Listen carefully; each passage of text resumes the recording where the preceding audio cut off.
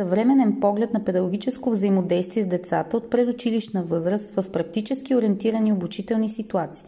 Темата е подготвена и представена от Светлана Озунова и Ели Нешкова, старши учители в детска градина номер 12 Радост, град Перник. Приоритетите на детска градина номер 12 Радост са насочени към реализиране на промяна в организацията на образователния процес, адаптиран към потребностите на съвременните деца, осъществявайки ги посредством интегрирането на ИКТ, както и с обучения, проведени извън сградата на детското заведение. Това допринася за стимулиране на креативността, уменията за вземане на решения и критичното мислене у педагозите и оказва положително въздействие върху мотивацията и поведението на децата. От учебната 2021-2022 година детската градина работи активно в посока взаимодействие с външни обществено значими институции. Успешно дългосрочно сътрудничество развиваме с Регионален исторически музей Перник, свързано с изнесени образователни ситуации по предварително оговорени теми, съгласувани с годишния план на детската градина и календаря на музея за работа с деца. От миналата учебна година четвъртите подготвителни групи посещават сградата на 16-то основно училище Свети Кирил и Методий в квартал Църква. Това се прави с цел по-лесен преход от детската градина към първи клас, запознаване с началните им учители, с което осъществяваме и така необходимата приемственост между детската градина и училище. Учебният опит извън заниманията предлага на децата различен вид стимул от официалността в детското заведение. Особено важно е придобитото умение да общуваш извън семейството и обичайната среда, пътуване в градски транспорт, норми на поведение при посещение на обществени сгради и институции и други.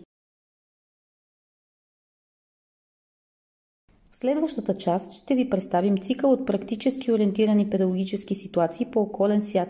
Природата е наш учител. Началото поставихме с изнесена ситуация за познаване с разнообразието от растенията в заобикалящата ни среда, с гост-лектори от Природен парк Витоша, които чрез игри разказаха и онагледиха различните видове мъхове, растения и дървесни видове. Приобщавайки родителите към инициативите на детската градина, им се постави задача заедно с децата да съберат билки и цветя и да ги хербаризират. Всички деца разказаха за растенията, които са събрали, и от тях изработиха книгоразделители. Засаждане на бъдеще. С любезното съдействие на Гората БГ и родители се учихме да копаем дупки, засаждаме дръвчета и да полагаме грижи за тях. Защо е важно да пазим пчелите? С гост-лектор от Съюза на българските пчелари. Опазване на грабливите птици в България и тяхната роля в природата с гост-лектори от Български соколарски съюз. Общуване чрез ултразвукови сигнали, делфини и прилепи с гост-лектор от НПО Зелени Балкани. Техническа обезпеченост на базата на детската градина.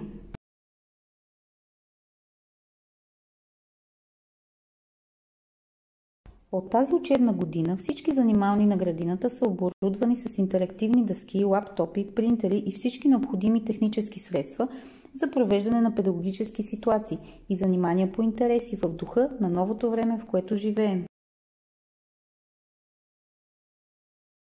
Във връзка с извънредното положение в страната, проявихме отговорност и предложихме добри решения на децата и родителите от подготвителните групи, като осъществихме дистанционна педагогическа работа и не прекъснахме добрата комуникация с тях. Прилагайки иновативни подходи, подпомогнахме учебно-възпитателната работа вкъщи. Създадохме организация за реализиране на дистанционна педагогическа работа с децата. Комуникацията бе възможна чрез електронна поща, социални мрежи и други, при което на децата в домашни условия се оказа подкрепа за подготовка и упражнения. Използвахме всички алтернативни варианти за учене и преподаване от разстояние, като приложихме разработени от учителите упражнения и задачи с игрови характер, които изпращахме на родителите, и разпространихме електронни разработки на дидактични игри по различните образователни направления. Тъй като извънредната ситуация съвпадна с края на учебната година, подготвихме изходящата диагностика на база ДОС за съответната група в Google формуляр, който беше лесно приложим. Родителят чете въпросите, а детето маркира верния отговор, посочвайки картинния модел. Този формуляр ни даде възможност да направим обобщение на затвърдените знания и наличието на пропуски при децата.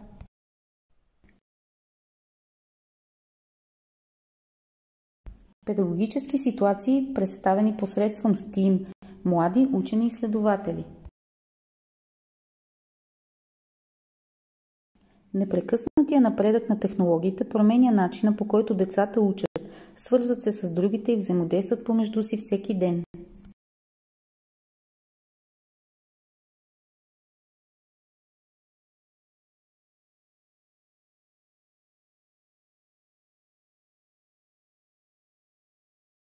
Нашата идея е подобряване компетенциите относно преподаването чрез STEAM-базирано обучение.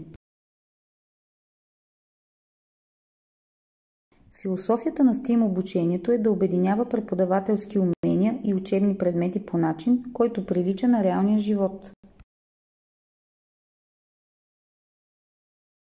В представената STEAM педагогическа ситуация бисквитена торта с домашен крем бяха интегрирани образователните направления математика, околен свят, КТ и връзки с науката, инженерството и технологиите. Тези ситуации провокират самостоятелност, мислене и развиват въображението, както и формират практически умения и обогатяват детската личност. Проект Пътят на книгата.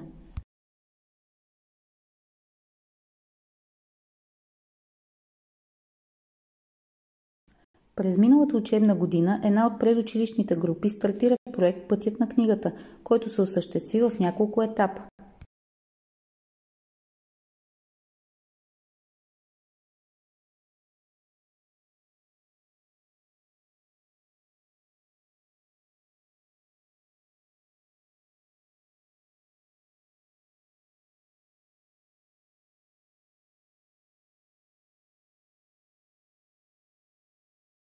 Следващия етап от проекта се осъществи STEM ситуация, в която децата експериментираха със свойствата и технологиите за повторна употреба на хартията. Като четвърти етап от проекта беше срещата с илюстратора на детски книжки Кристина Славкова. Поради усложнената епидемиологична обстановка, срещата се проведе чрез видеовръзка. Върху рециклираната хартия от етап 3 децата рисуваха епизоди от създадения от тях разказ в етап 2 и ги събраха в книжка.